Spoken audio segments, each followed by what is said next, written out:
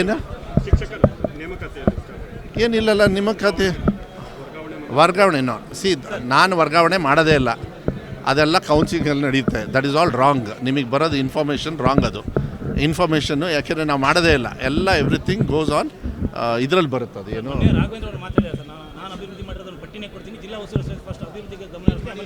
ಈಗ ಅವ್ರದ್ದು ಅಲ್ಲ, ವೈಟ್ ಶೀಟಲ್ಲಿ ಅವ್ರು ಬರೆದು ಕೊಡಲಿ.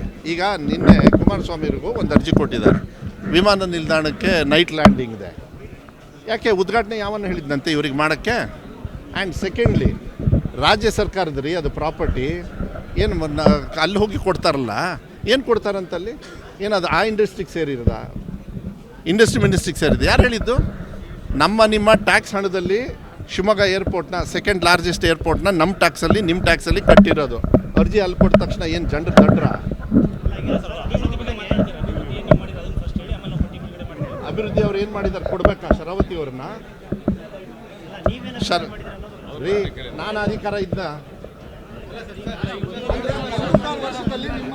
ರೀ, ಒಂದು ನಿಮಿಷ ರೀ. ಅಲ್ಲ, ಈಗ ನೀವು ಯಾವ ಕಾರ್ಯಕ್ರಮಕ್ಕೆ ಬಂದಿದ್ದೀರಾ? ಅಲ್ಲ, ಒಂದು ನಿಮಿಷ ಇರ್ರಿ. ಯಾವ ಕಾರ್ಯಕ್ರಮಕ್ಕೆ ಬಂದಿದ್ದೀರಾ? ಎಷ್ಟು ಕೋಟಿ ಜನರು ಹಣ ಹೋಗ್ತಾ ಇದೆ ವಿತೌಟ್ ಕಮಿಷನ್ ಇಲ್ಲದೆ? ಆ ಕಮಿಷನ್ ರಾಘವೇಂದ್ರ ಅವ್ರಿಗೆ ಹೋಗಿಲ್ಲ ಇರಬೇಕು, ಅದಕ್ಕೆ ಹೊಟ್ಟೆ ಕಿಚ್ಚು. ಇಂಥ ಆಫೀಸ್ ಓಪನ್ ಮಾಡಬಾರ್ದು ಅಂತೇಳಿ ಹೊಟ್ಟೆ ಕಿಚ್ಚು. ಯಾಕೆ don't you think it is ಅಭಿವೃದ್ಧಿ?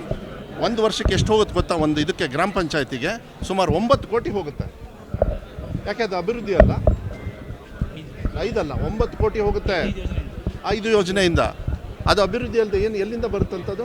ಯಾರಾದ್ರು ಕಮಿಷನ್ ಕೊಟ್ಟಿದ್ದಾರಾ ಇವರಿಗೆ? ನಾನು ಹೇಳ್ತೀನಿ ಕೇಳಿ, ರಾಘವೇಂದ್ರ ಅವರಿಗೆ, ಬಿ ಜೆ ಪಿ ಅವರಿಗೆ, ವಿಜೇಂದ್ರ ಅವರಿಗೆ, ಇವರಿಗೆಲ್ಲರಿಗೂ ಬಡವರಿಗೆ ನಾವು ಹಣ ಕೊಡ್ತೀವಿ, ಬಡವರಿಗೆ ಸಹಾಯ ಮಾಡ್ತೀವಿ, ಬಡವರಿಗೆ ಫ್ರೀಯಾಗಿ ಬಸ್ಸಲ್ಲಿ ಓಡಾಡ್ತೀವಿ, ಅವ್ರಿಗೆ ಮನೆ ಅಂದ ತಕ್ಷಣ ಅವ್ರಿಗೆ ಹೊಟ್ಟೆ ಉರಿ, ಓ ಬಡವರಿಗೆ ಕೊಟ್ಬಿಟ್ರಲ್ಲ ಅಂಥೇಳಿ ಆ ಹೊಟ್ಟೆ ಉರಿ ಮೇಲೆ ಹೇಳ್ತಾರೆ ಹೊರತು ಇದೇನಲ್ಲ. ಅಭಿವೃದ್ಧಿ ಅಂತಾರಲ್ಲ, ಅಭಿವೃದ್ಧಿಯಲ್ಲಿ ಇದು ಭಾಳ ಮುಖ್ಯ. ಜನರ ಟ್ಯಾಕ್ಸ್ ಹಣ ಕಲೆಕ್ಟ್ ಮಾಡಿದ ತಕ್ಷಣ ಜನರಿಗೆ ಸ್ಪಂದನೆ ಮಾಡ್ತಕ್ಕಂಥದ್ದು ಭಾಳ ಮುಖ್ಯ ಆಗ್ತದೆ. ನೀವು ಅದನ್ನು ತಗೊಳ್ಬೇಕಾಗುತ್ತೆ. ಹಾಂ ಹಾಂ, ಈಗ ಸದ್ಯಕ್ಕೆ ವಿರೋಧ ಪಕ್ಷದ ಮೇಲ್ಮನೆಯಲ್ಲಿ ನಾಯಕರಾಗಿದ್ದಾರೆ. ಅವ್ರ ಹೇಳಿಕೆಗೆ ಅಷ್ಟೊಂದು ಇಂಪಾರ್ಟೆನ್ಸ್ ಕೂಡ ಅವಶ್ಯಕತೆಯೂ ಇಲ್ಲ ಅಂಥೇಳಿ ಭಾವಿಸ್ತೀನಿ. ಇಲ್ಲ, ನಾನದು ಪೇಪರಲ್ಲಿ ನೋಡಿದೆ, ನಾನು ಬೇಲೂರವ್ರಿಗೆ ಮಾಡ್ತೀನಿ. I don't think so. ಅದೇನು ಅಂತ ಕೇಳ್ತೀನಿ ನಾನು, ನನಗೆ ಗೊತ್ತಿಲ್ಲ. ಇಲ್ಲ, ನಾನು ನೋಡಿದೆ. I saw that in the paper. I talk to him. ಬಂದಿರಬೇಕು, ಬೇಲೂರು ಬಂದಿರಾ? ಹಾಂ, ಅಲ್ಲಿಗೆ ಬರ್ತಾರೆ, ನಾನು ಮಾತಾಡ್ತೀನಿ. ಹಾಂ ಹಾಂ,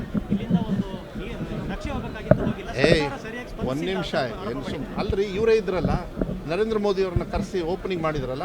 ಎಷ್ಟು ತಿಂಗಳಾದಮೇಲೆ ಫ್ಲೈಟ್ಸ್ ಬರೋಕ್ಕೆ ಲ್ಯಾಂಡ್ ಆದವು? ನರೇಂದ್ರ ಮೋದಿ ಅವ್ರದ್ದು ಒಂದು ಬಿಟ್ಟರೆ ಇನ್ಯಾರ್ದಾರು ಲ್ಯಾಂಡಿಂಗ್ ನೋಡಿದ್ರಾ? ಲ್ಯಾಂಡಿಂಗ್ ಸ್ಟಾರ್ಟ್ ಆಗಿದ್ದು ನಮ್ಮ ಸರ್ಕಾರ ಬಂದ ಮೇಲೆ, ತಿಳ್ಕೊಳ್ಳಿ.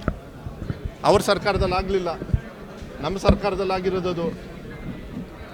ಯಾಕೆ ಅವ್ರು ಮಾಡಬೇಕಾಗಿತ್ತು? ಅಷ್ಟೊಂದು ಪರಿಜ್ಞಾನ ಇತ್ತು ಅಂದರೆ. ಆಮೇಲೆ ಅರ್ಜಿ ಕೊಡೋದು ಅಭ್ಯಾಸ ಅವ್ರಿಗೆ, ರೋಗ.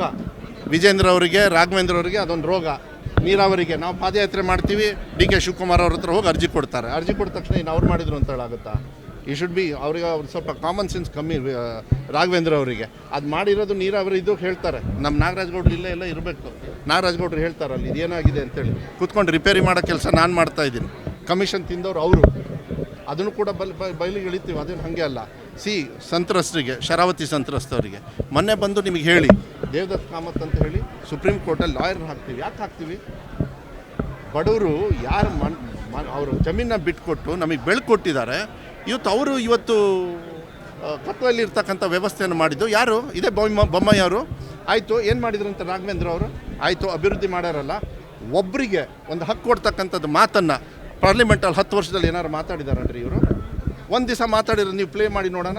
ಮಾತಾಡಿದ್ದಾರೆ. ಯಾವ್ದು ಮಾತಾಡಿದ್ದಾರೆ ಅಂದರೆ, ಇವತ್ತು ಡಿ ಕೆ ಶಿವಕುಮಾರ್ ಅವ್ರು ಹಾಕಿದಾರಲ್ಲ, ನೋಡಿದ್ರ ಟಿ ವಿಯಲ್ಲಿ ನಿನ್ನೆ? ಇಲ್ಲ, ಇವತ್ತು ಯಡಿಯೂರಪ್ಪ ಅವ್ರು ಬೈದಿದ್ದು ದೇವೇಗೌಡರಿಗೆ ಮತ್ತು ಕುಮಾರಣ್ಣವರಿಗೆ ನೋಡಿದ್ರ ನೀವು? ದೇವೇಗೌಡರು ಯಾವ ರೀತಿ ಕೆಟ್ಟ ಪದ ಯೂಸ್ ಮಾಡಿದರು? ಅಲ್ಲ, ಅದು ಹೌದು, ಮಾಡಬೇಕಲ್ವಾ? ಅದನ್ನು ಕೇಳಿ ಸ್ವಲ್ಪ. ವಿಜೇಂದ್ರ ಅವರು, ರಾಘವೇಂದ್ರ ಅವರು ಬರ್ತಾರಲ್ಲ, ಅವರಿಗೆಲ್ಲ ಕೇಳಿ ಇದನ್ನು. ಫಸ್ಟ್ ಅದಕ್ಕೆ ಉತ್ತರ ಕೊಡಬೇಕು. ಯಾಕೆ ಅವ್ರ ಜೊತೆಗೆ ಹೋಗಿ ಅಡ್ಜಸ್ಟ್ ಮಾಡ್ಕೋತಾರಂದರೆ ಸ್ವಾರ್ಥದ ರಾಜಕಾರಣ. ಅವರಿಗೆ ಅಧಿಕಾರದ ದಾಹ, ಪರ್ಸೆಂಟ್ ತಿನ್ನೋದು ಒಂದು ಅವರಿಗೆ ದುರಭ್ಯಾಸ ಆಗೋಗ್ಬಿಟ್ಟಿದೆ. ಆ ನಿಟ್ಟಿನ ಮೇಲೆ ಹೇಳ್ತಾರೆ. ಅದಕ್ಕೆಲ್ಲ ನಾವು ಉತ್ತರ ಕೊಡ್ತಕ್ಕಂಥದ್ದಲ್ಲ. ರಾಘವೇಂದ್ರ, ವಿಜೇಂದ್ರ ಅವ್ರ ಕತೆ ಪೊಲಿಟಿಕಲಿ ಅವ್ರು ಏನು ಅಭಿವೃದ್ಧಿ ಮಾಡಿದ್ದಾರೆ ಅದನ್ನ ಬೀದಿಗೆ ತಂದು ಎಷ್ಟೆಷ್ಟು ಕಮಿಷನ್ ಹೊಡೆದಿದ್ದಾರೆ ಅದನ್ನು ತೋರಿಸ್ತಕ್ಕಂಥ ವ್ಯವಸ್ಥೆ ಮಾಡ್ತಾರೆ.